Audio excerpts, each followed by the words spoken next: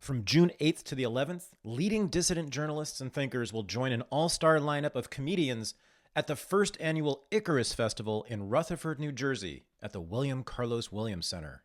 Co-sponsored by the Gray Zone and Compact Magazine, Icarus Fest will feature Max Blumenthal and Aaron Mate of the Gray Zone, Michael Tracy, Ben Burgess, Sam Husseini, Jeremy Kaufman, Clint Russell, and Meg Smaker, the director and producer of Jihad Rehab, who will discuss and debate the new wave of censorship, the war on terror, the war in Ukraine, and the new world order that has emerged from them. Taking the Icarus stage to discuss the culture and politics of neoliberalism will be Jeff Schellenberger of Compact Magazine and Jack Mason of the Perfume Nationalist podcast. The Icarus Comedy Night features America's comedian Kurt Metzger, Lou Perez, Rich Voss, Danny Polishuk, and Dan Natterman. There will also be film screenings of classic works of cinematic art, a cash bar, and dinners and after parties for VIP ticket holders. For more information, to buy Icarus Fest merch, and to get your tickets before they're sold out, go to IcarusFest.com. That's IcarusFest.com. We'll see you there. This is the Unregistered Podcast, and I'm Thaddeus Russell. This is a show about ideas, people, and behaviors that are considered inappropriate, out of bounds, or beyond the pale. The things you're not supposed to talk about if you're a school teacher, a college professor, a businessman, a politician, a parent, a neighbor, or even a podcast host. These are the things you're not supposed to say or even think if you're a good liberal, a good conservative, or a good citizen. Each week, I'll interview a person who has something bad to say. They might be a journalist or a professor. They might be a porn star or a drug dealer. They might just be an ordinary person with an ordinary job who doesn't care about the rules of polite society. I'm not interested in breaking the rules just to be a troublemaker. I'm interested in people who break the rules of conventional thought and to expand the scope of what is possible to say in our society. I'm interested in people who make me think.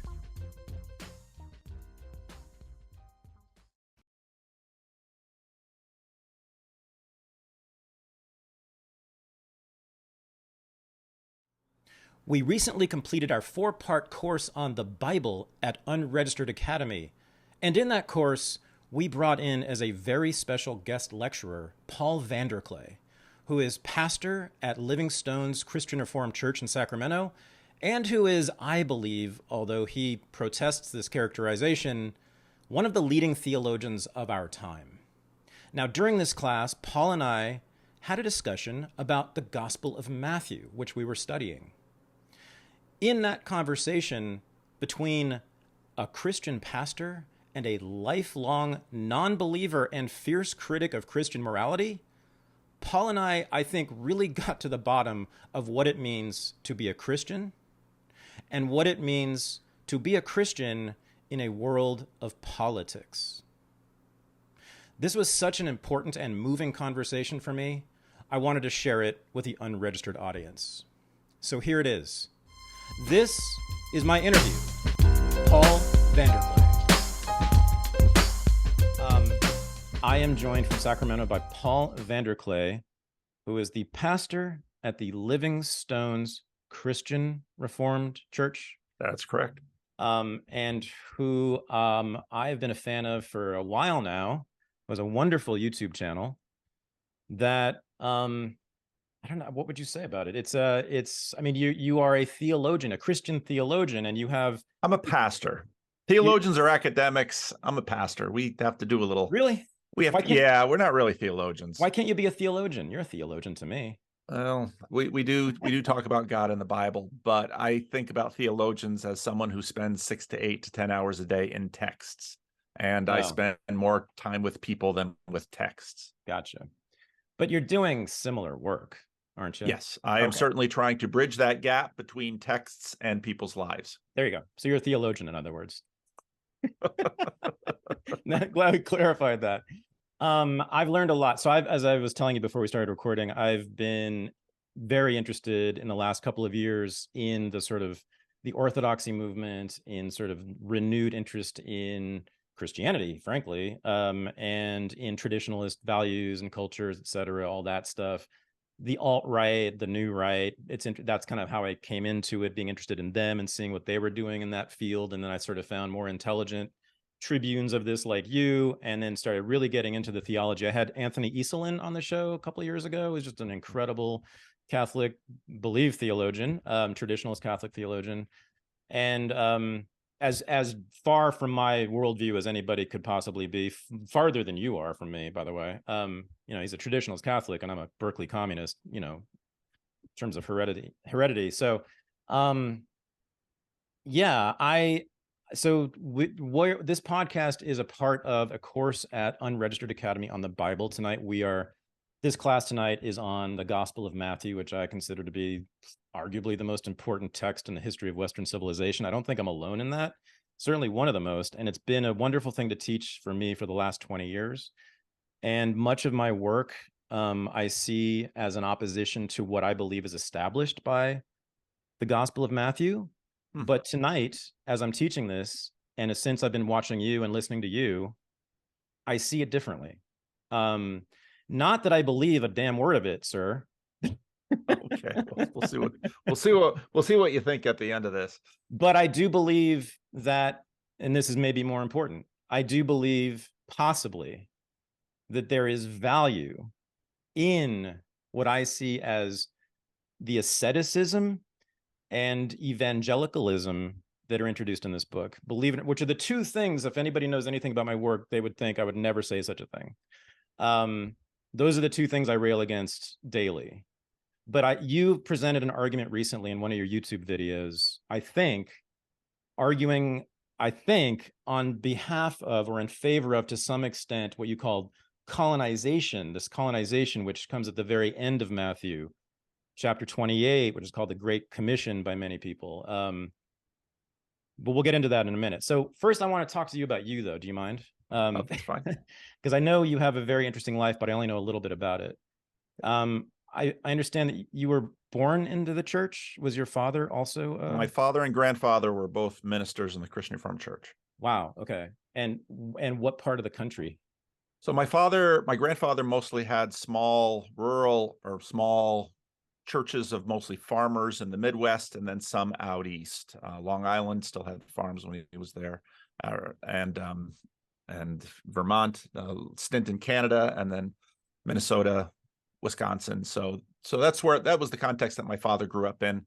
The end of the Depression, and then Second World War. And then the center of the Christian Reformed Church is Grand Rapids, Michigan, which was where my grandparents were from on my father's side. And then, so my father went to Calvin College and Calvin Seminary there. And then he, for most of his ministry, was in Paterson, New Jersey, just outside of New York City. So that's where I grew up. And that was different from my grandfather's ministry that tended to be, like with many in the Christian Reformed Church, descendants of Dutch immigrants. My father's church was mostly African Americans. Oh, who were up with the Great Migration in Paterson, who took industrial jobs between the wars, and then until a lot of those folks went back down south after I left in the 21st century. Okay, so I don't have language for this stuff. I don't know how to talk about this, but it's Protestant. What's the denomination? I mean, how do you define Living Stones? What is the... Well, the denomination is probably closest to Presbyterian. So Dutch Reformed, it's part of the Reformed movement following John Calvin. Presbyterians in the UK and the English-speaking world were predominantly Calvinist. Dutch Reformed, a little bit more flexible and tolerant generally. Oh, okay. So Calvinist, but also Presbyterian. I mean, I understand. So now, all the Presbyterians I've known, and I told you before we started recording that my mentor and inspiration in college was a Presbyterian minister. All socialists. I mean, all lefties. I mean, and this is people in Pennsylvania. I've known Presbyterians in Pennsylvania, by the way, in the Midwest, by the way. And I have read you as being not on the left, but maybe I'm wrong about that. and I'm curious about the politics, especially an urban church, sounds like. Politically, I've most of my life probably been more on the left. African American community. See, African Americans confuse people politically because on one hand, Sure. they've been reliable Democratic voters since Kennedy. Right. On the other hand, socially, they tended to skew conservative. And Right. so that was really my political formation. But my religious formation was conservative. We believe in lots of crunchy things like the physical resurrection of Jesus Christ and awaiting the second coming and all of these kinds of things that you'll find in the Apostles' Creed. So I'm a little bit of a strange mix. But in terms of, so you've got Presbyterian, PCUSA, which is a mainline church, quite liberal. But then you've got lots of other smaller conservative Presbyterian churches that will be on the other side. So, I mean, almost everyone in America descends from the tensions between the Puritans and the Quakers. And between those two groups, you kind of have the spectrum of American politics. Oh, yeah? Yeah, you really do. Can you talk a little bit? I haven't heard you talk about this. Well, so you were talking about, you're talking about, let's look at communism. You identify it as a commie. I mean, communism is in many ways sort of ex-commie, just to be clear. Or ex-commie. Okay, well communism is in many ways sort of a secularized version of Christianity, in that you wait for a utopia. It's just that there's a much more Hegelian process of history that's forming.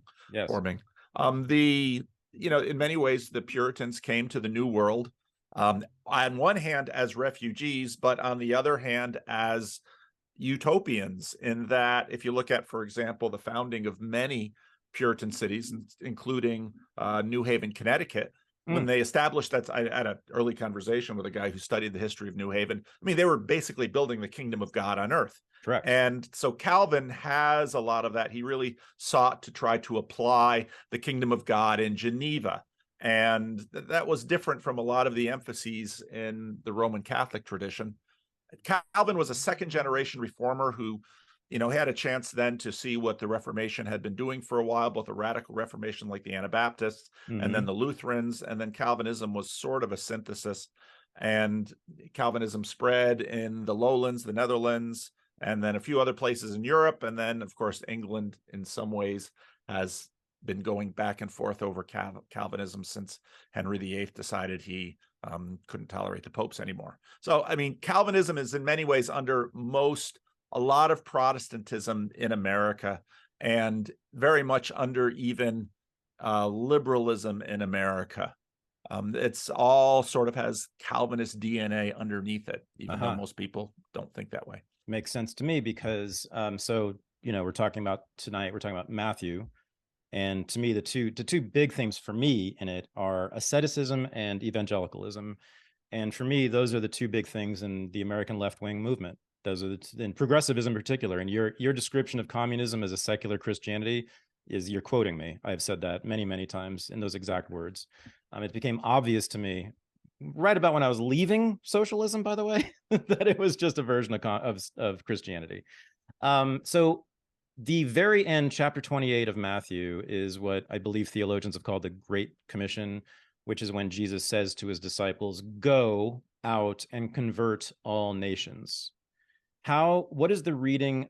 I should know this as an American historian, but I don't. What is the Calvinist reading of that?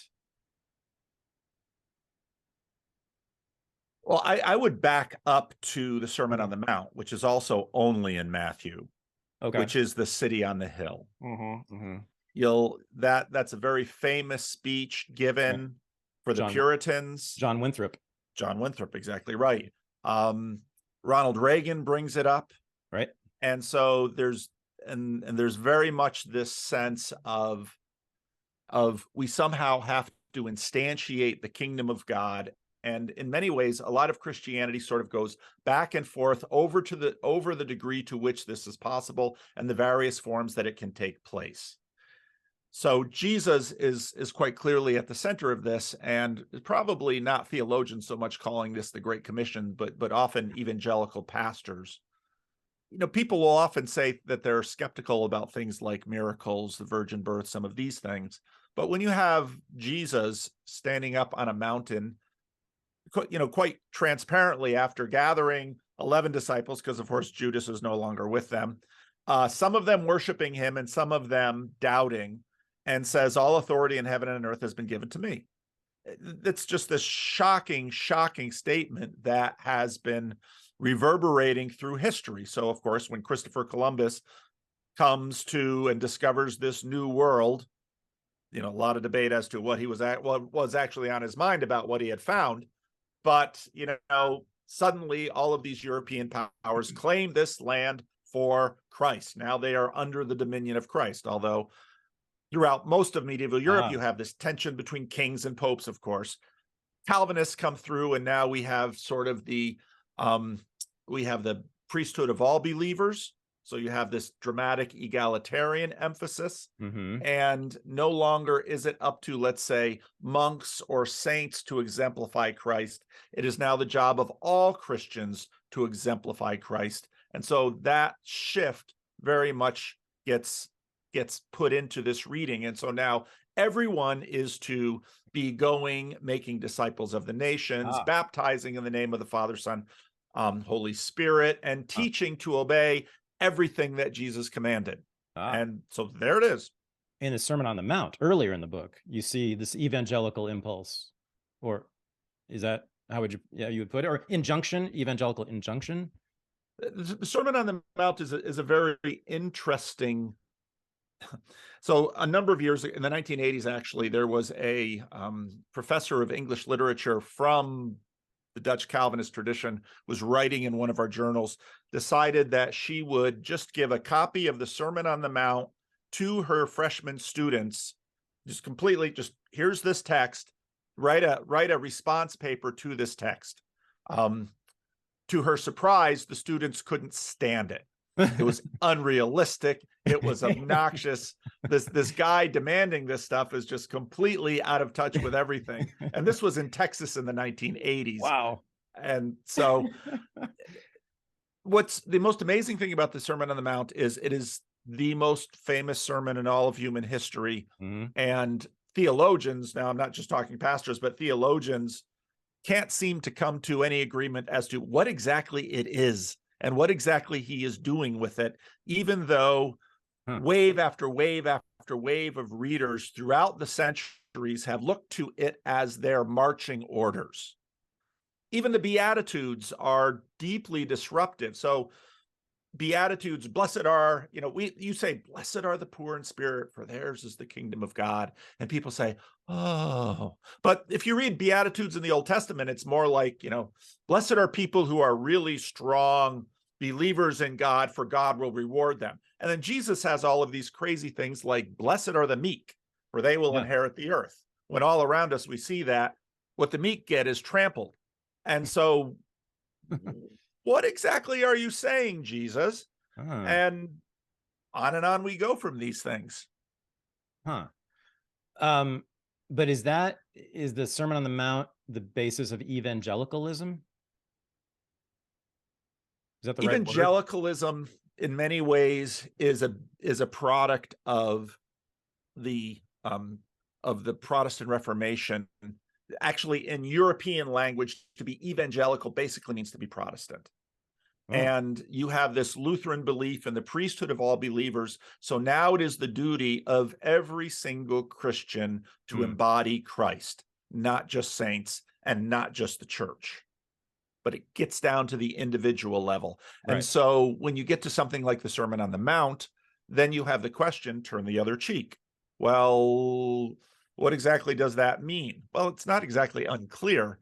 The question is, what are we really thinking about it? So then you have certain groups of people, like the Radical Reformation and the Anabaptists who follow them, that basically say, that's the center of our religion. We are going to be completely nonviolent. And then you have others who look at that and say, no, this is a metaphor for something, and we have to, we have to apply this in different ways. So, but the idea again is that all of this should be somehow applied by individual believers reading the Bible for themselves. And that they gather together and encourage each other in the life of the church, and each believer tries to go out and bring new believers in. Right. So also in the Sermon on the Mount is a lot of what I'm calling asceticism. Is that a word that you use?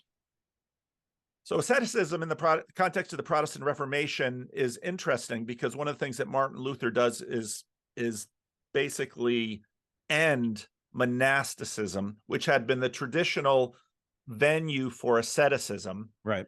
And so in that way, Luther, just like everything else, sort of democratizes asceticism. Right, right. And you see this, again, back to the Puritans. If you say someone is puritanical, most people in America, when they hear that, they will think that it's basically a form of asceticism. The Puritans are severe, disciplined, certainly not libertine. And so, again, that asceticism goes from, let's say, being a domain of super Christians who are priests, and especially those who are monks and in monasteries, to all Christians in all ways in their life. And so that's where sort of in the Puritans, for example, the asceticism and the evangelism really come together in one package, and it's democratized. Yeah. Okay. That's exactly how I read it. Now, and that's how I read the Reformation too. So, back to the Sermon on the Mount. So you said there are moments in it where people have said, "Well, what are you really saying, Jesus? You want the people to be trampled? You want them to suffer? You want?" So how do you read it?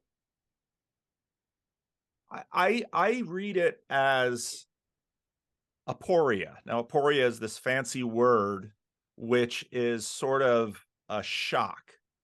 One of my favorite quotes about the Gospels is from Tom Holland, who on a podcast, after he had just written his book Dominion, made the comment that the challenge of the gospel writers was to write something which would be not only intelligible but disruptive and fruitful, not only for people within their own culture and their own generation, but people in vastly different cultures and for every generation since. And the fact that this was done 4 times by 4 different people within a span of about 30 years says something. And so when I look at, let's say, the Beatitudes, blessed are the poor in spirit, for theirs is the kingdom of heaven. I mean, poor in spirit almost means depressed. And like I said, in contrast to, let's say, Old Testament Beatitudes, which are very common, you can find them in Psalms and Proverbs, blessed are the morally upright people, for God will reward them for their morality. Jesus comes in and just sort of inverts this. Blessed are those who mourn, for they will be comforted. Blessed are the meek, for they will inherit the earth. Blessed are those who hunger and thirst for righteousness, for they will be filled. One of my favorite takes on this is Steve Martin in a movie from the 80s called Leap of Faith. He's playing this huckster preacher, and he's basically conning everybody with fabricated miracles, and then a real miracle happens in his fake revival, and he's undone by it. And he has this scene where he's talking to this Jesus on a cross, and he says, you say, blessed are the meek, for they will inherit the earth. And I say, basically, cursed are the meek, because all they get is the short end of the stick. And so Jesus does this, and what Jesus begins to do is completely undermine the assumptions of how power works in this world. Because you would imagine that if anybody actually followed the Beatitudes, their movement would last exactly 1 generation, because they would all be killed and the world would go on as usual. And if you look at the story of Jesus all throughout the Gospel of Matthew, all the people around are saying to Jesus, the God's holy land and God's holy people have been under oppression by, in the Old Testament, the Midianites, the Philistines, the Assyrians wipe out the northern kingdom, the Babylonians destroy the temple, the Persians come in and rebuild the temple, but they've got their own things going. And then you have the Greeks and the Romans. What you really need to do, Jesus, is what the Maccabees did in that intertestamental period, and just get a bunch of people together. And if we all work together, we'll kick out the Romans. And Jesus keeps refusing to do that. And they're really bothered by this. And I think that's probably why Judas finally sold him out, because he got sick of waiting for Jesus. And then Jesus goes and gets crucified, which is exactly what Romans did to people who resisted the state. And you know, the world is full of crucified messiahs, but here's this one that after 3 days, his followers say he has risen from the dead. And Jesus, after he rose from the dead, didn't knock on the door of Herod and say, here I am, try and kill me again. You know, and also, so you have all this strangeness about Jesus and his mission, that how could it be that a group of people following a crucified Messiah could, within a few hundred years, basically overcome the Roman Empire, which was the group that was oppressing God's holy land and God's holy people. Yeah. That, however, is a historical fact. And they did it by love. They did it by the kinds of things Jesus talked about. Right. I was just going to ask you, where does love come into this? It's been sounding like a political tale so far. And in fact, we had a debate last couple of weeks about whether we should read this as a political text. And seems to me that you certainly do. You see it as eminently political, sounds like. I mean, even more political than I could imagine it being. So what do you say to that? And again, tell me, well, let's start here again. Where does love come in? Because I didn't hear it until just the last sentence there. Well, here's the thing about enemies. Usually what we do with enemies is we try to marginalize them, kill them, get them out of the way. Okay. That's what you do to enemies. Okay. What happens when, for example, in the Roman Empire, Christians start, so a plague hits a city. Of course, we just had COVID, you know, people went out to their little summer cottages and stuff, those who had money. What happens in the Roman Empire when everybody flees but Christians stay and care for the people who are sick, often getting sick themselves and paying for their benevolence with their own life? What happens in the Roman Empire when, you know, the paterfamilias has all the power and then a daughter is born and the father's sitting here thinking, you know, there's going to have to be a bride price and is it really worth it? And so just like in China with ultrasounds, daughters get thrown onto the garbage heap more than sons. And what happens when Christians go out and pick up daughters from the garbage heaps and raise them as cherished daughters? When people start seeing this kind of love, something starts to happen in them, and they start to say, boy, it sure seems like a crazy way of life, but there is something awfully beautiful about someone who really lives out your well-being at my expense. And this begins to infect the world. And by now, 2,000 years later, all that is sort of built into our moral imagination. Yes. But in the time of antiquity, yes, that was just crazy. Right. And then it wins. Right. It sure did. Here's the thing. Going and getting the discarded daughter of your enemy from the trash bin is also seen as, not by some people, as not an act of love, but an act of conquest. Well, it depends how you treat her. And well, and then probably colonization, depending on what you do with her. That's right. And which leads us to your recent video about, and your thesis about colonization. So I've been arguing. So my argument has been that the Iraq War, the Spanish-American War, the World War I, you name it, its origins are right here. Right here, I guess now in the Sermon on the Mount, but certainly in the Gospel of Matthew, certainly in the Great Commission. That's how I've read it. Go out and convert all nations. How much more clear can we be?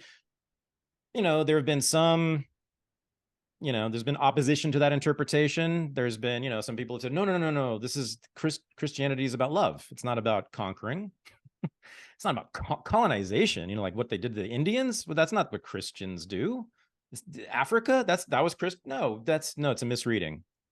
Modern imperialism has nothing to do with Christianity. In fact, it's a renunciation of it, because what they are doing is stealing their souls, you know, exploiting them, right? They're not loving those people that they are saving. So I need your help with this one, because of course, you know, I was born basically into the anti-war movement. Right. I have been like reflexively anti-imperialist my whole life. And in all its meanings, all forms of imperialism, I dislike. And so that's my thinking when you said, let's go get the daughters out of the garbage cans. Um, I understand totally what you're saying. And as a political strategy is brilliant. And I think that was a brilliant way It's brilliant now. Well, yes, exactly. Right. Then it was extremely risky. Exactly. But, turns out to be a brilliant means of mobilizing politics. So that's where I'm coming from, man. Like, tell me as a lifelong anti-imperialist why I should like this. Well, let me ask you a question. Yes. What is the most Christian demographic of the population in America today? Meaning like church membership? No, I'm meaning race.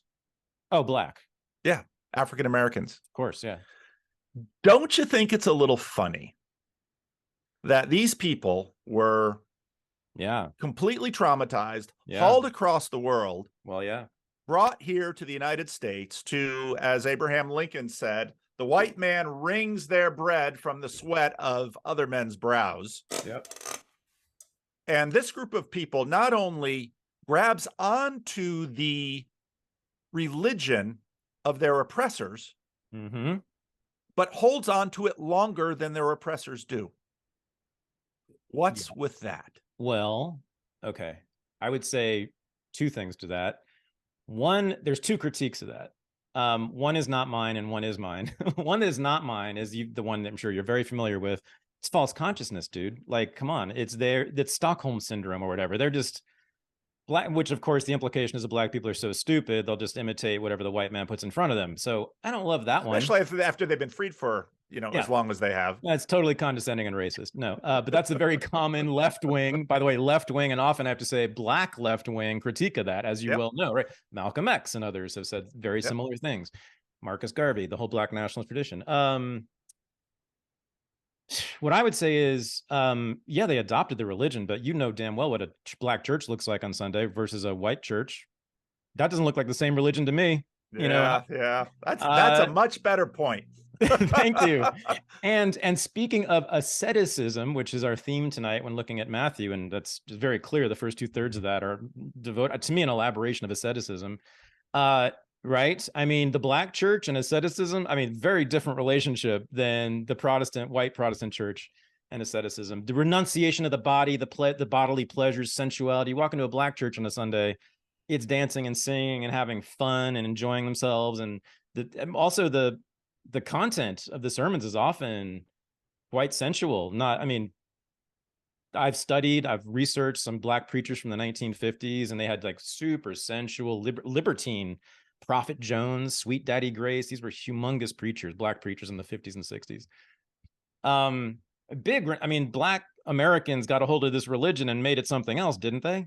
Yeah. There certainly is in the African American church a degree of prosperity gospel stuff. That too. I won't disagree with that, but there's also a degree of asceticism in it as well. It's because if one of the things that you notice in a black church, that there is definitely a hierarchy, and you definitely work your way up by, it's not with white folks. When someone from the community, an African American, learns that I'm a pastor because I'm not wearing a clerical collar and I'm not driving a Cadillac, and they learn I'm a pastor, suddenly their language changes and they call me sir and reverend, and they're extremely differential. So there's a lot of that.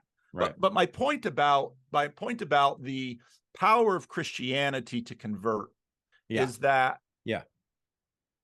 human beings have astounding desire to be loved, and to actually love. I'll often say to people, there's two lines in the world: one line of people who want to be loved, and one line of people who want to love. And there's nobody in the line of people who want to love, because love is costly. But yet everybody wants to be loved. And so now, wedding this to your asceticism question, one of the things that I believe Christianity teaches people how to do is to suffer. Because the ability to love and your capacity for suffering are deeply intertwined. There's no creature more selfish as a newborn baby. That newborn baby is the most selfish creature you're going to find anywhere. Doesn't care about how much sleep you have, doesn't care about how much money you don't have, doesn't care about any of these things. That baby is just going to demand and demand and demand and demand. And that baby's welfare is completely dependent on the mother and the father's capacity to pour love and love and love and love and love. And you might call that Stockholm syndrome, but that child does not love the good parent out of fear. That child loves the good parent, because of what the parent has done for them. And every religion in the world basically said, the gods of this world come to you and say, if you do these things, I will reward you. And the Christian God comes to this world and says, you can't build a ladder up to me. And so I am going to build a ladder down to you. And because you are so clueless about how to love me, I will love you first, and I will show you the depths to which I will love you, which is, of course, the crucifixion. And how would that change people? And it's built into Western literature. Look at Jean Valjean. I mean, with these candlesticks, I have bought your soul. And of course, Jean Valjean doesn't go out and say, what a dupe. Plenty of people do. I'm going to cash in the candlesticks. And no, he buries the candlesticks and becomes exactly the kind of man the Monsignor was. And this is exactly how Christianity has colonized. Now, there are other ways that Christianity has colonized. And so when you get into Constantine, suddenly when Christianity wins enough to gain political power and the power of the sword, a deep conversation that has always been within the Bible gets triggered. And you can find it in the book of Job, and you can find it in the story of Jesus, because everybody basically said the best way to deal with the Romans is to kill the Romans that are here and give them a bloody enough blows to keep them out. And then we will basically be able to have our own thing here. And Jesus completely refuses to do that. In fact, when he's being arrested, if you've gotten to that part, of course, one of Jesus' disciples takes a sword and isn't very good with swords because he's a fisherman, cuts off an ear. And Jesus says, put it away, because those who live by the sword die by the sword. And then he heals the ear of the servant of the high priest. And in a sense, what he says to the crowd is, if anybody's blood is going to be shed here tonight, let it be mine. Right. No king works that way. But we do think kings should. And that's a very interesting thing. Your argument about Christianity teaching people how to suffer, and that suffering is what love is about, and then connecting that to the mother of the small child, is very beautiful and very powerful and compelling. However, it is, and I mean it. I'm really I had to pause just to take in the feelings you gave me there. Catching feelings here, Paul, already with this Christianity stuff. That's what preachers do. I know, you're good, man. You are good. You are good. Really. Is that so? The cynical commie Berkeley interpretation would be, oh, well, you're teaching people again. You're teaching women how to suffer, for one thing, in child rearing, and great. And oh yeah, it's a tremendous means of social control, Buster. Yeah, no, that's an awesome ideology for social control. Teaching people that suffering is virtuous. Better than that, it's love, tantamount to the love of their baby. That's what suffering. It's that awesomely good. Well, you won't need any cops. These people will oppress and repress and control and regulate themselves forever. What do you say to that, sir?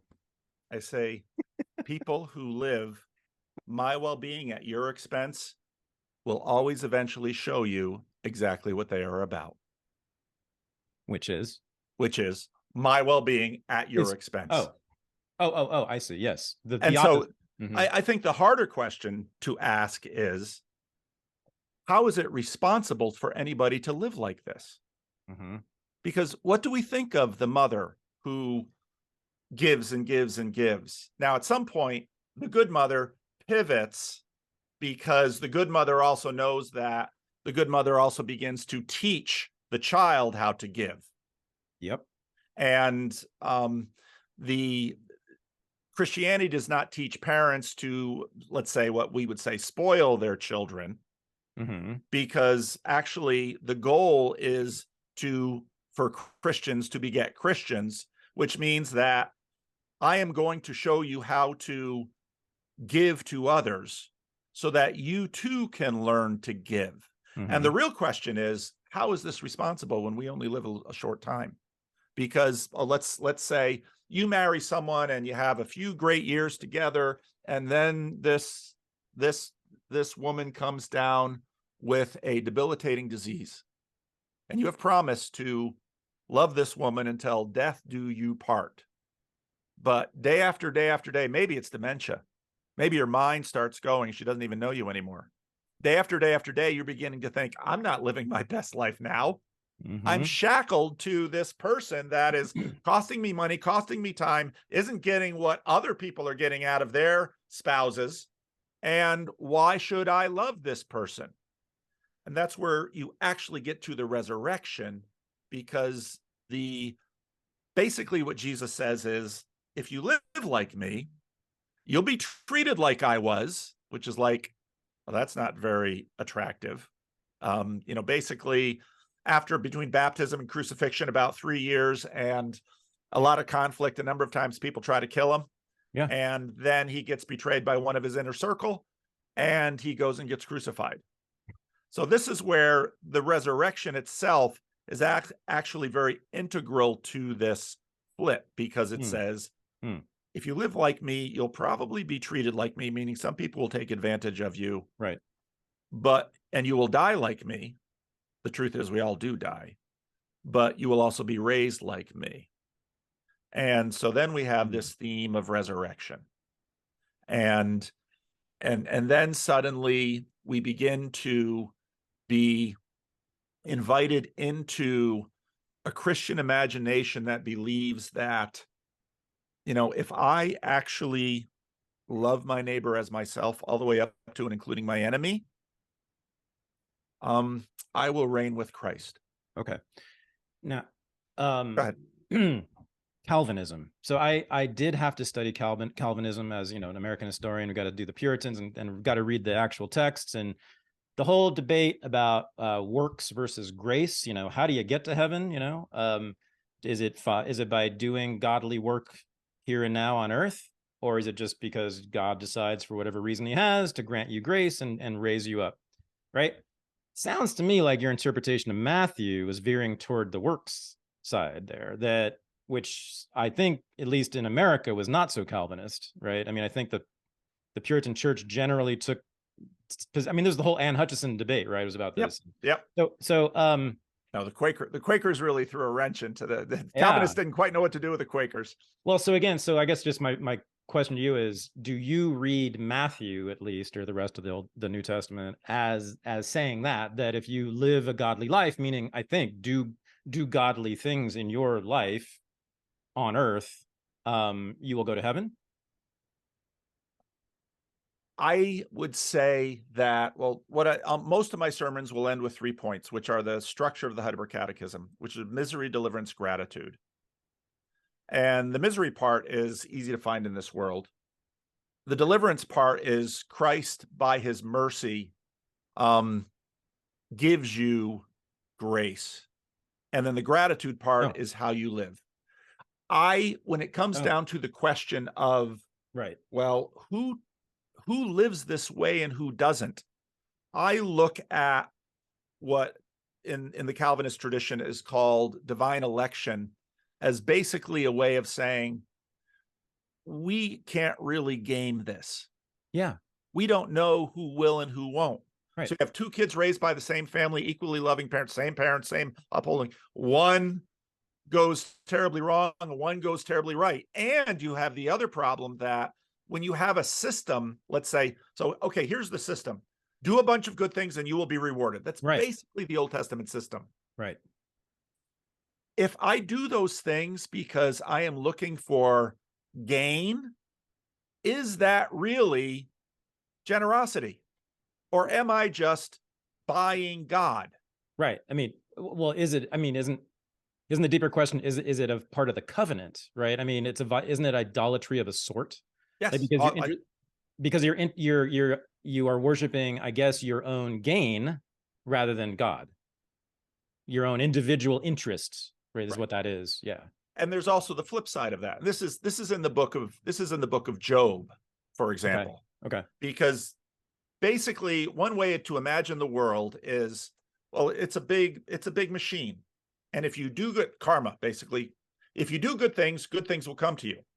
But then you live a little while and you begin to realize, wait a minute, I see a lot of people doing good things and they're getting bad things. And I see a bunch of people out there doing really horrible things and they seem to be living high on the hog.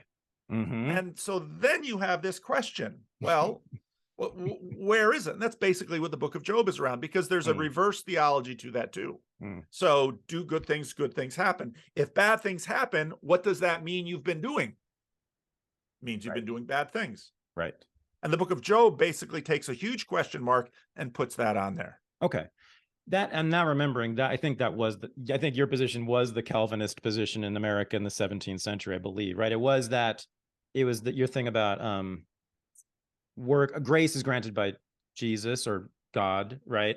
But you do works as a form of gratitude, as an expression of gratitude. Right. Or I think it was sometimes stated that you simply do it because God wants you to. You live, right? Why, let's say you have good parents. Why do you obey them? On one hand, there's some duty in there, Yeah. But on the other hand, and usually it has with age. When you're a kid, you do it because there's going to be consequences if you don't too. The parents do have a moral economy. Right. But, for example, I did a funeral for one of my friends. He's an African-American man. I did a funeral for his mother. And he works in politics. Sacramento's a very political town. At that point, he was working in LA, knew a lot of African-American preachers and some politicians who were also preachers, because that's quite common in the African-American community. He asked me to do the funeral, to do the eulogy. And a lot of his friends were like, why is he asking this white guy to do his mother's funeral? Well, you can take that up with him. But the point was, he grew up in Watts. His father was not around. His mother had to raise him by herself. And she scrubbed other people's floors, and she put him through college. He went to Occidental. He got a law degree. He's a very successful man in California politics today, but he loved his mother.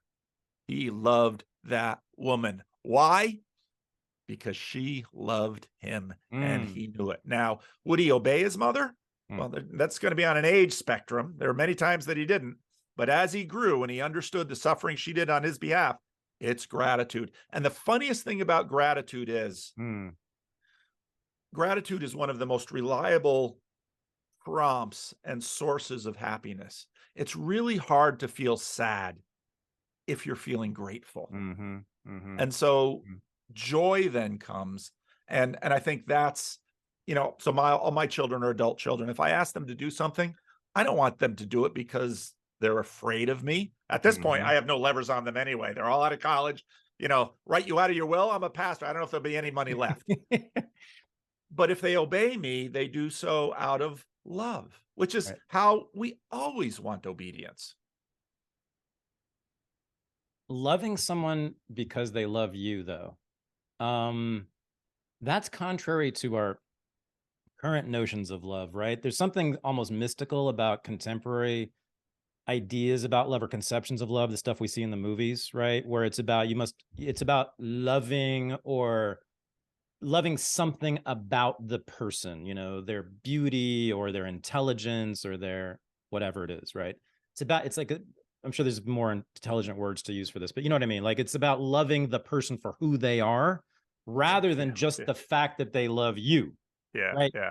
And in fact, I believe, like, within the Hollywood moral logic, this Christian conception that you're putting forward, that you love someone who loves you or because they love you, is actually, I think, would be seen as sort of narcissistic, right? Because you're not actually concerned about them. You don't love them for who they are. You just love the fact that they're just giving you this thing.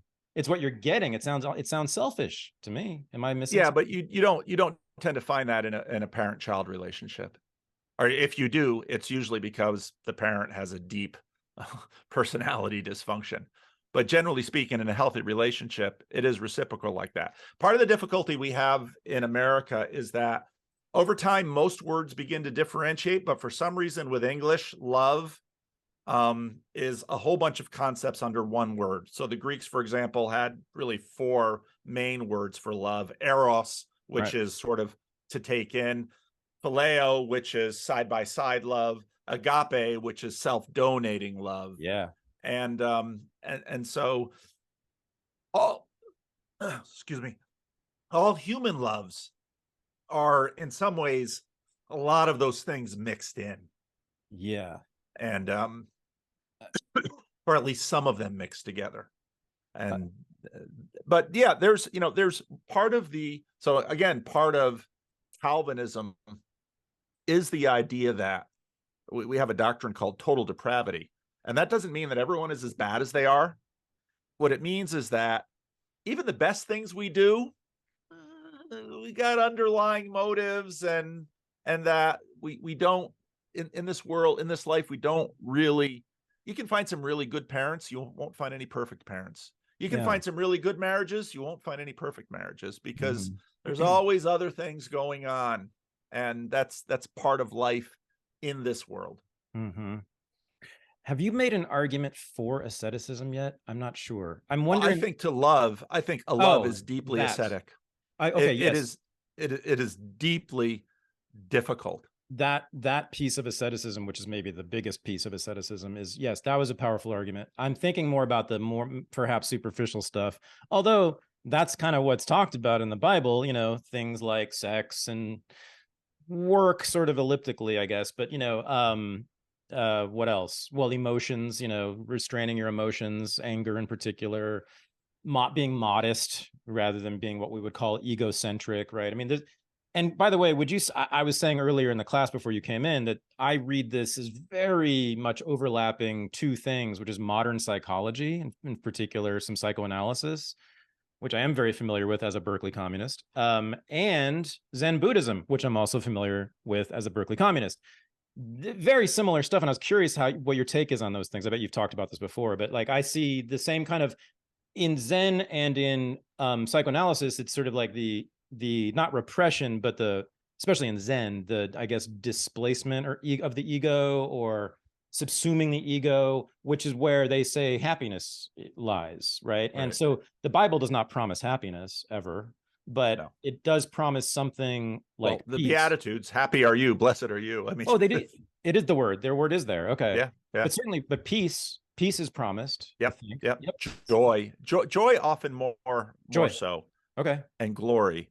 Now, when you get to Romans, some of what you're talking about will be in there in the book of Romans, because Paul will talk often in Greek about epithumia. So thumia is just desire, and epi is sort of an over desire.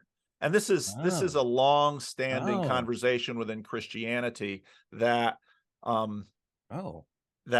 that we have to watch our over desires. And Augustine, of course, will pick up on this in terms City of God. That's right, in terms of ordering our loves. Yes. And this is where, some of the deeper conversation, let's say between the Greeks and the Jews, get engaged, because of course the Jewish scriptures, the Hebrew scriptures, open up with a God who makes a man out of earth and breathes into him. And so right from the beginning, we are the stuff of earth and the breath of God. And in many, you wouldn't have Greeks working with their hands, because you have a lot of docetic ideas, which have ideas that, quite rightly so, love itself, let's say the form doesn't decay, but every instantiation of love in this world will end by death or betrayal. So then the Christians come along and say, well, one thing which was radical to the Greeks, when Paul, for example, goes to the Areopagus and talks to, in Athens on Mars Hill, and talks about Jesus' resurrection, that's where they sort of, all this other stuff, they're listening, but when he talks about Jesus coming to life again in the flesh, they're like, no, that's why you have these Gnostic Gospels that has Judas as the hero, because Jesus is walking around in the flesh, but really the best Jesus is after he sheds himself from this body and then goes up. And so what you Mm-hmm. find with Paul in the book of Romans is he's walking this line where he will say, food is good. Jesus, after the resurrection, eats food. Sex is good. All of this physicality is good, but it has to be properly ordered, because if you make sex your God, you actually will lose everything. Sure. So in other words, and part of then the idea is that God, who is above all of this, by it being above it, God is the only thing you can safely put at the top of your hierarchy. Because if you put your job at the top of your hierarchy, your family, food, money, sex, any of these things will basically destroy the other things. But if you put God at the top of your hierarchy, everything else can actually live okay. Okay, wait a second. Did you just actually say that Paul, the original Paul, says that sex is good Oh, absolutely. in Romans? Well, you'll have to get more into Corinthians. Okay. But what Paul does, there's a great conversation between Tom Holland and N.T. Wright, the first one that they had, where, they're both talking about the crazy idea that Paul brings to the Roman family that you can find in Ephesians, for example. Women, first he says in Ephesians 5, submit to one another out of reverence for Christ. So then you get this idea of mutual submission. And an example of mutual submission is wives, submit to your husbands. And of course, we hear this, like, oh, yeah, there he is. Mm-hmm. And then he says, husbands, sacrifice yourself for your wives as Christ did for the church. Wow. And it's like, wow. Well, yeah, she gets to submit. He has to go to the cross. Right. And for the paterfamilias, this is like, mm-hmm. Mm-hmm. People look at patriarchy today, and it's like, this is nothing, people. What Americans do, other countries scoff at American men because it's like, well, these American men, but, softies, yeah. And so what Paul does suddenly, and then Paul also basically says he applies tries to bring the Jewish sexual ethic into the Roman Empire, and they don't go together very well at all. Oh, and says, men should basically limit their sexual activity to their wives. And it's like, what are you, crazy? I mean, and Christianity's been wrestling with this, the whole time. Okay. Men wrestle with this the whole time. What's the Jewish sexual ethic as you read it? Well, this crazy idea that men should commit to their wives and you shall not commit adultery. Now, the Romans understood that as don't sleep with another woman who belongs to someone else. But the way that this works out in Christianity is again, basically the framework of monogamy, which we have. Yeah. And again, most of the world looks at this and says, is that really applicable? I say, yeah, but it's funny just how aspirational we are towards it. Just watch The Bachelor or Bachelorette. Absolutely. No Roman sexual ethic in The Bachelor or Bachelorette. No way. Not in America. No Nope. way. Never been cool here. Okay. So you said something else that also blew me away, in addition to Paul being pro-sex. Well,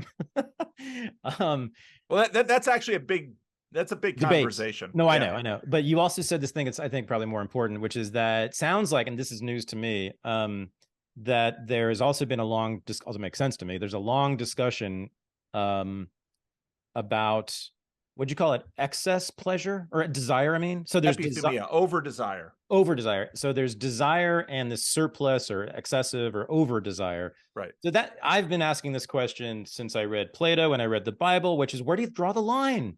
I mean, people have to eat to live. So what is allowed for them to eat? I mean, dry bread and some water, they could survive on that, I suppose. What if they had a piece of chocolate once a month? What if it's 3 pieces of chocolate? Is that allowed too? I mean, can you have watermelon? I mean, where do you draw the line?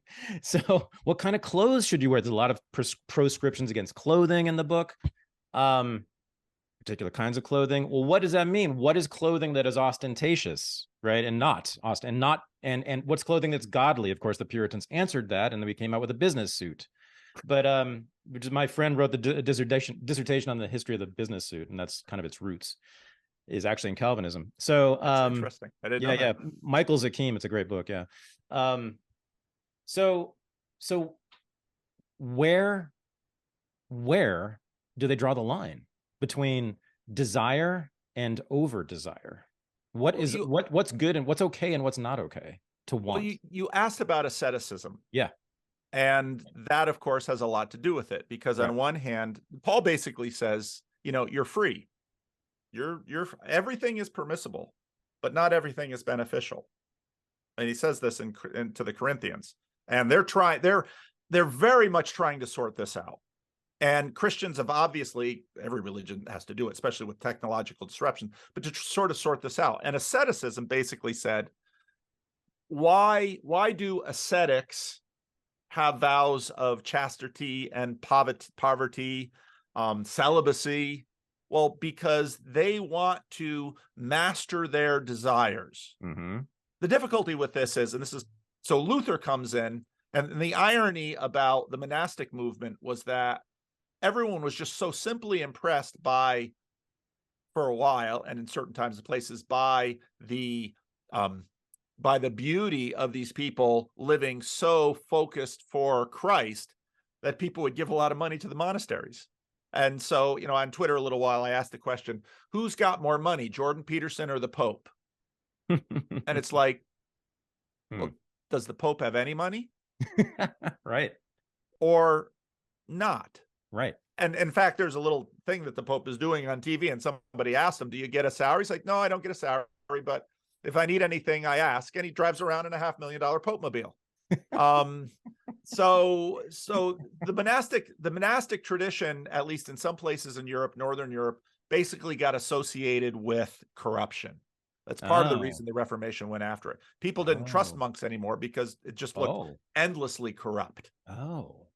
And but monastics throughout the years have, well, in traditional Protestants don't tend to do this. This is happening more and more in Protestant churches now, but traditionally you had fasting and feasting times of the year.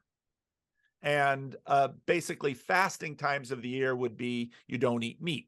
Now, it kind of got a little funny because when I go to New England to visit my mother, there's a lot of Roman Catholics there.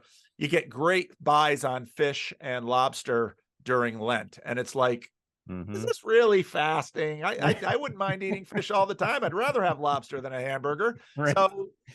So then you have this question of, what do I need to do? And part of this is where, again, why you have a Christian community around you, because we should talk to each other about it, because we all have our own blind sides and you have traditions. But the point, generally speaking, is liberty. This isn't something that someone is going to tell you you have to do. You're on your own for doing this. I'm not going to tell you how many times a day you should pray.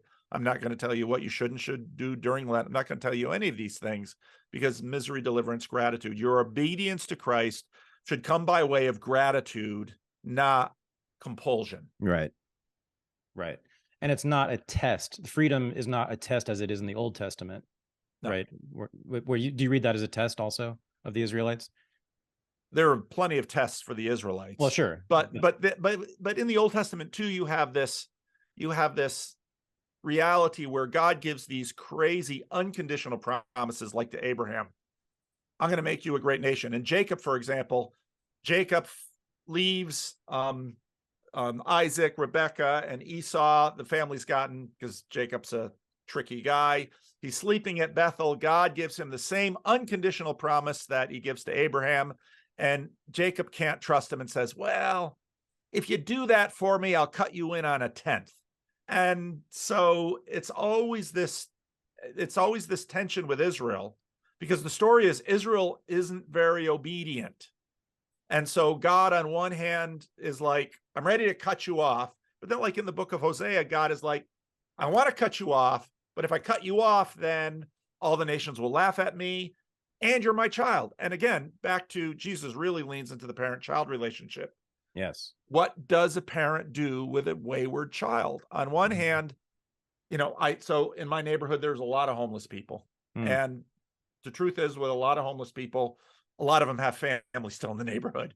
Mm. And there used to be a guy, he was a meth addict. He'd sleep on the property and his grandchildren would come and visit him. And if there's anything that heartbreaking, it's watching a granddaughter visit her grandpa who's living outside because all he does is sleep most of the day, get up, do some panhandling, buy some meth, get high, sleep it off every single day, the same thing, living in absolute squalor. And the granddaughter's like, he got kicked out of grandma's house because he lives this way, and I love him and I'm happy to help him. But, and so these are the tensions, Mm-hmm. and they're in the Bible. Mm-hmm. Read the book of Hosea. They're all in there. Okay. What kind of sex is bad? What kind of sex is bad? Well, Where's the line? I mean, in other words, where's the line, right? I mean, so I know marital sex, that's usually where they draw the line. That's fine. Yeah. That's okay. But in other words, the other, forms of quote aberrant sexualities over the years, like homosexuality. I mean, so, and pedophilia, pederasty has gone through various, there have been various very different ideas about that within the church, and outside the church among Christians and non-Christians. So but also like masturbation, there's quite a bit on masturbation in Matthew and in the Old Testament, I think. I read one, where was that? We just read it. I got Onan spilling his seed on the ground, but in the Old Testament, yeah, but we have, where was it? There's something about the right hand and the members. Come on. That's absolutely what it's about. That's absolutely what it's about. There's no question, because the whole passage is about sexuality. It's about, they use the term members. In Romans, members doesn't that denote genitalia in Romans, that word? It can in some passages, yeah. Yes. Okay. But so does foot in the Old Testament. And sometimes a foot is a foot. Well, you've heard about feet, though, haven't you, Paul? That's right. Well, there's a reason. It's a reason they picked that other part of the body to say instead of the other part. Just read, in Ruth, when Ruth uncovers Boaz's feet there on the threshing floor. So no, there's a lot of well, there's certainly a lot about sex and sort of excess sexuality or whatever, like how much? What's the quantity? What's the proper quantity? Where have they drawn the line? Well, come on. This is what we want to know. And this is getting down to the nitty gritty, the day to day, when you're checking in as a Christian, you want to know, don't you? The Christian church has for a very long time put out a very demanding sexual ethic. Yeah. And that is, I think, the ideal. Yeah. And as with all ideals, people fall short. Yep. Now you can see variations, let's say, between Roman Catholics and Protestants and Orthodox on divorce, on remarriage.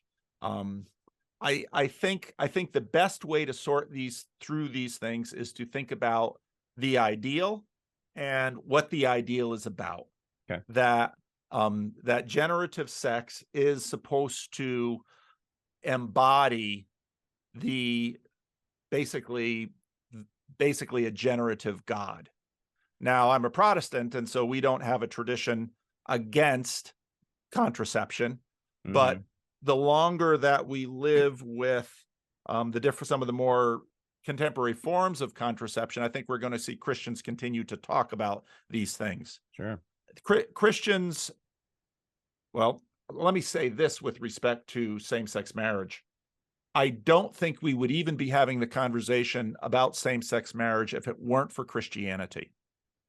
Because, for example, so I was just listening to a video today talking about, in the symposium, sort of this myth of, people used to have 4 arms, 4 legs, different genitalia, and some were male, some were male-female, and some were female-female. And then these roly-poly gods were threatening, people were threatening the gods, and so Zeus split them all in half. So you have men and women, and some men are attracted to men, and so on and so forth. So there's a Greek view of it. Christianity, of course, has Adam and Eve right at the beginning. But part of the reason in the West, in the ancient Roman Empire, when Nero, for example, kicked his wife to death, with their unborn child dying, and therefore Nero loses his heir.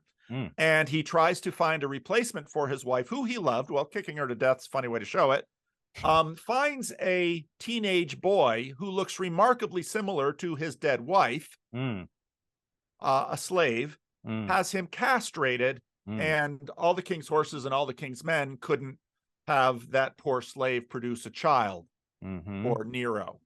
But when Nero married his eunuch that he had castrated, the empire was like, because even though, just read Plato's Symposium, same-sex behavior was ubiquitous, but people wouldn't call it marriage, because everybody understood that universally marriage is about the creation of legitimate heirs.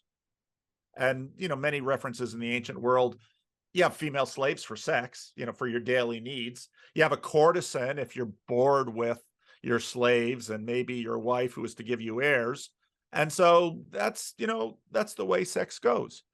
And Christianity basically says that, well, as I said before with the Apostle Paul, in Christianity, the wife has claims on her husband's body.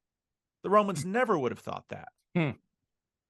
And so part of what we see happening in our own culture with respect to this conversation about same-sex marriage, it's a completely new thing. And I think it is, in fact, birthed by the development of Christianity and this idea of marriage as a sort of a totalizing institution.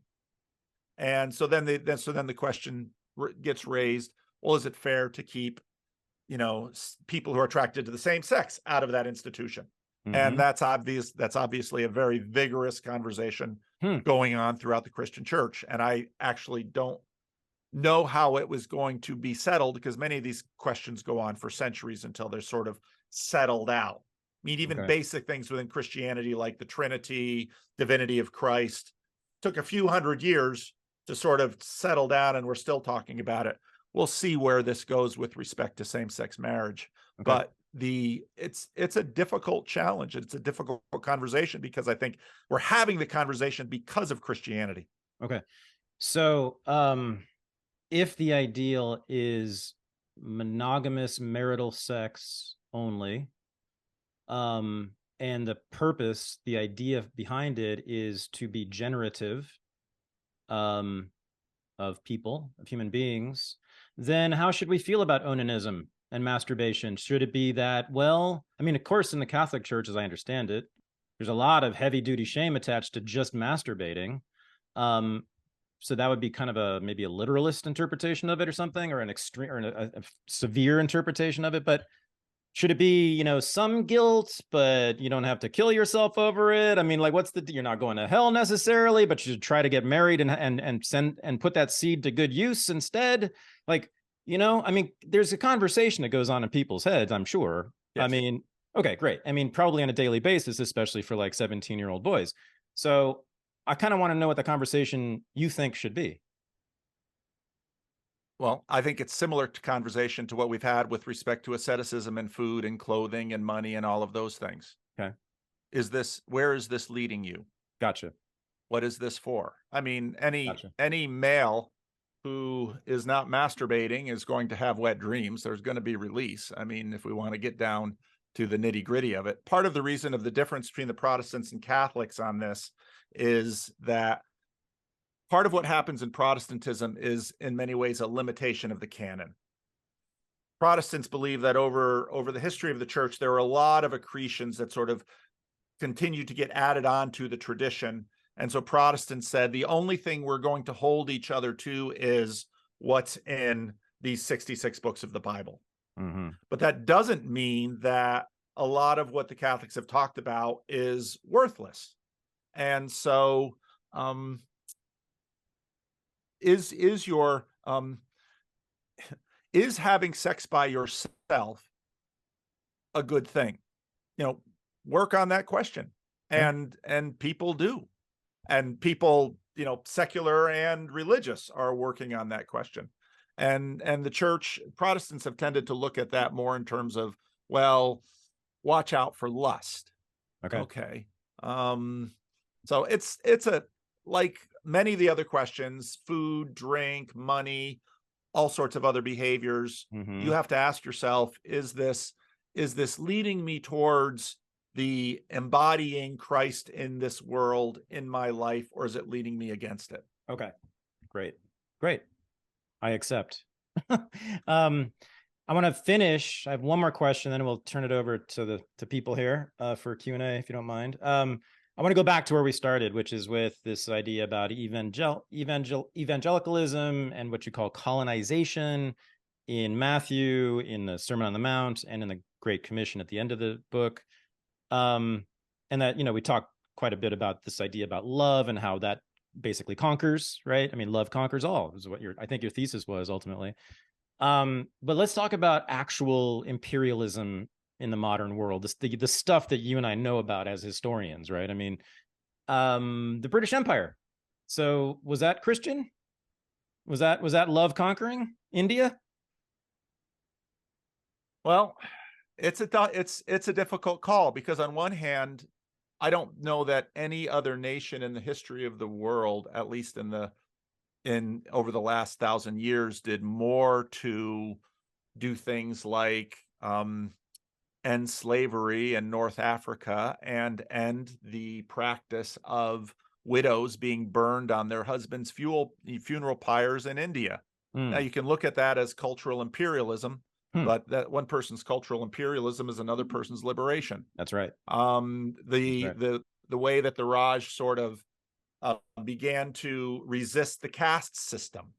So all of this egalitarian stuff in the world basically comes through, especially Western forms of Christianity, which become, especially after the Protestant Reformation, very egalitarian.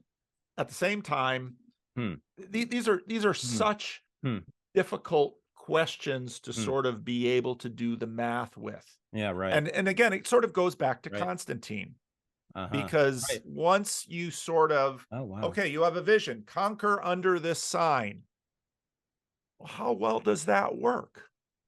And it's right.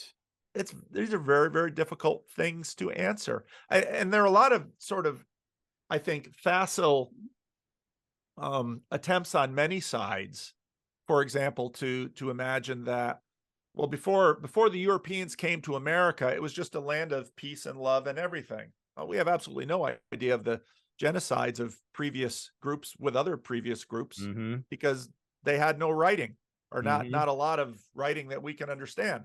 So, I mean, nobody looks at the Maya or the Aztec as summer of love people and hate Ashbury. So but yet when you read, for example, the colonization of the Americas, it's just horrible. I mean, what was done? You really can't blame indigenous people for looking at Europeans and say, if you did this in Jesus' name, no, thank you. I can understand that. Okay. I like it. I'm going to have to check out Constantine. What should I read? Oh, I just started a biography of his. I forget the author, but I mean, you can, a lot of the interesting stuff. I listen to a lot of Tom Holland. A lot of the interesting stuff with Constantine is this whole question of,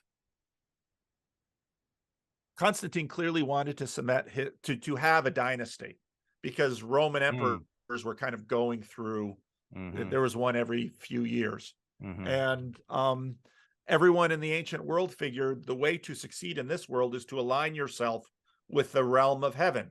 It's sort of like we do today with science and natural order. And so Constantine just thinks, and it's a tremendously involved story.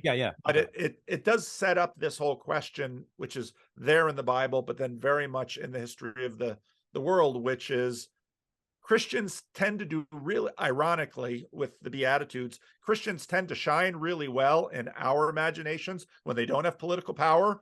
When they do have political power, how can you maintain order if you're being enormously generous? Right.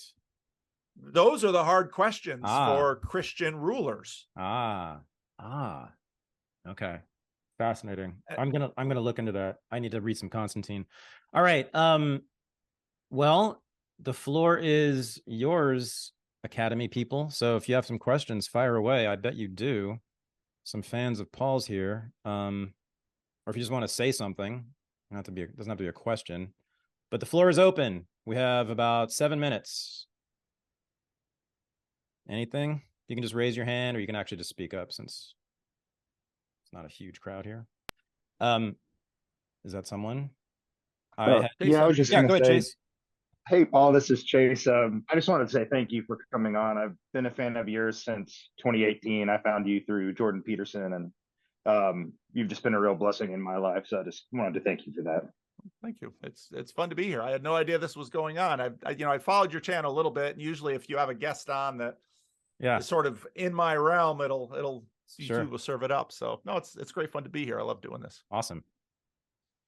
Yeah, it's been totally amazing. I do actually have one last question about Matthew. And I promised everyone here, though, I'd ask you this during the class. The miracles. I had nothing interesting to say about the miracles. I didn't know how to read them really in any interesting way, except the sort of show the beneficence of Jesus, that he really loved, that he loves us, that he's completely generous, all that. But I mean, there must be more interesting readings of that you have.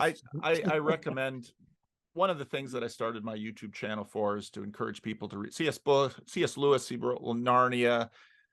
He has a book called Miracles, which is the first part of the book is a lot of philosophy about materialism and reason. There's a lot of Lewis is quite Platonic, but the second half of the book is about miracles and what they're for, and that's one thing. You can look at it through Lewis lens. Another thing about the miracles, especially in Matthew, they're deeply tied to fulfillment stories in the Old Testament. And they're deeply tied into prophecies about, like, the feeding of the 5,000. Jesus' miracles are tended to be demonstrations of the life of the age to come. But they're not.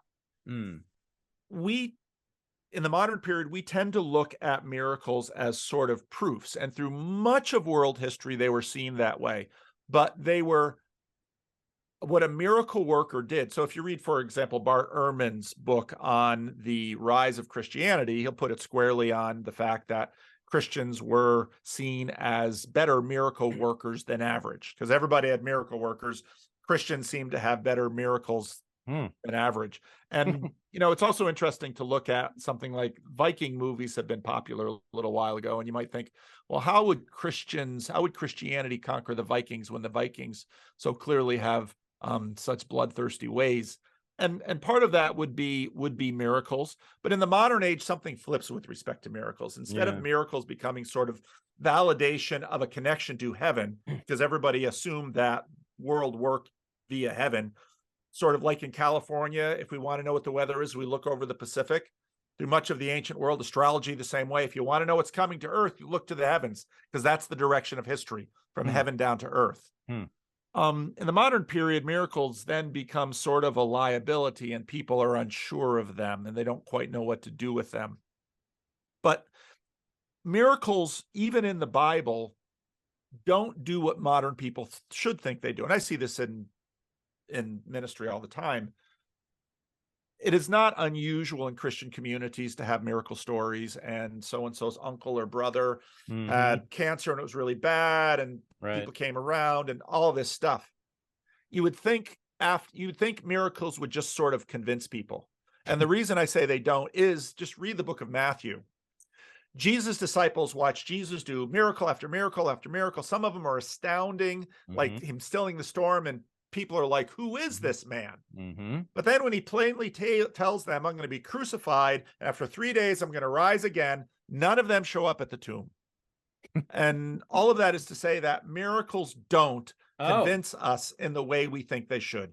They never do. And contemporary miracles don't do it either. I know plenty of people who have given up Christianity that when they were Christians, they'll talk to me about all the great miracles that they saw and praise Jesus. And then we believe for very other reasons. We're very complex in terms of why we believe. And miracles are signs, but they're within a cultural conversation. Oh, right. They're not instrumentalist. No. They don't work. They don't work in, as you just said, converting others. Right. Right. Like if you had a big problem in your life and you prayed really hard and something happened and you looked at it and thought, wow, that's a miracle. Mm-hmm. You might be an intense Christian for a little while, but it's sort of like winning the lottery. Yeah. People think they win the lottery, they'll be happy forever. No, they revert to the main. Yeah. Paraplegic, revert to the main. It's your superficial. happiness is much more of a function of your wiring. It's superficial. Yeah. Right. Okay. Awesome. Any other questions? Anybody? Yes, Christopher. Chris. Hey, Paul. I am just curious, actually. I'm one of these Northeastern Latin Mass Catholics. What does a service at your church actually look like? Is it sort of someone up at like preaching the whole time, or is there a celebration of the Eucharist? Can you sort of talk about that?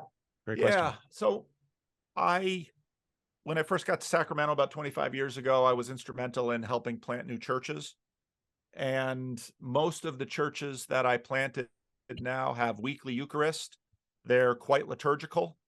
This church was founded 60 years ago, and it's very diverse, significant African-American population, people from other backgrounds. And so the liturgy in this church was fairly low church Protestant. You'll have God's greeting, you'll have some singing, you'll have a little time of silent confession. There'll be some prayer, gifts and offerings. There's a sermon. And then once a month, we'll have the Eucharist after the sermon. I'd like to have weekly celebration of the Lord's Supper, but most of the people in my church are a little older and they've kind of gotten used to what they're used to. So I'm not going to buck them on that. But almost all the churches that I helped planted have weekly Eucharist, a little bit more intentional liturgy. A lot of Protestants are sort of swinging more towards some of those more sacramental liturgies. Oh, yeah? Yeah. Oh. Why? Competition? No, I think it has a lot to do with part of the reason why Jordan Peterson and Jonathan Pageau have caught interest. Yeah. Protestantism can sometimes tend to get so we have plain churches, plain liturgy. Exactly. People want to taste and see the goodness of the Lord. And Catholics and Orthodox tend to have a lot more tasting and seeing. I know. Those are sensual religions, I think. Well, but that's what I meant when I said, was it competition? Because you're competing with the Catholics, essentially. Yeah, well, and in that sense, yes. And the Orthodox too. Yeah, both. Because Protestant churches are deeply American and they're very market driven. Yeah. Unlike Catholics and Orthodox will just sort of be, this is what we do. Protestants are like, oh, is that working? I'll try that. Yeah, exactly. Or as you said, if the members want something that you don't, you might have to give in to them. It's like, you don't have a hierarchy. And I mean, right. Protestants have, right. I am accountable to my local church board. So, Calvinism is the original democracy, is it not? Yes, it is. That's my feeling on it. Yes, absolutely. Okay, there it is. Gosh, Paul, this has been totally amazing and totally fun and really illuminating and made me think really hard. And thank you so much for coming and my pleasure. Spending some time with us. Great. Well, I hope to see you again. This is the Unregistered Podcast, and I'm Thaddeus Russell. To become a patron of the show and have access to bonus episodes, AMAs, and the unreported news analysis show, go to patreon.com/unregistered. Thanks for listening.